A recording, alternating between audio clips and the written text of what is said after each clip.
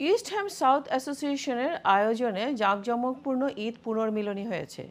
মঙ্গলবার সন্ধ্যায় পূর্ব লন্ডনের হোয়াইট চ্যাপেল রোডের একটি রেস্টুরেন্টে এই অনুষ্ঠান হয়। সংগঠনের সাধারণ সম্পাদক মহিবুর রহমানের সঞ্চালনায় ও চেয়ারম্যান আবুল কালামের সভাপতিত্বে শুরুতে পবিত্র কুরআন থেকে তেলাওয়াত করেন আবু হোসেন। অনুষ্ঠানের প্রধান অতিথি হিসেবে উপস্থিত ছিলেন বার্কিং ও ডেগেনহামের সাবেক মেয়র কাউন্সিলর ফারুক আহমদ চৌধুরী।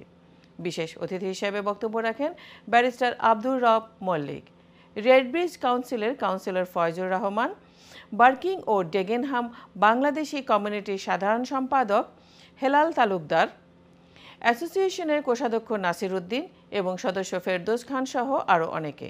বক্তারা বলেন, এই ধরনের অনুষ্ঠান প্রবাসে বসবাসকারী বাংলাদেশিদের মধ্যে ভ্রাতৃত্ববোধ ও সাংস্কৃতিক বন্ধন জোরদার করে।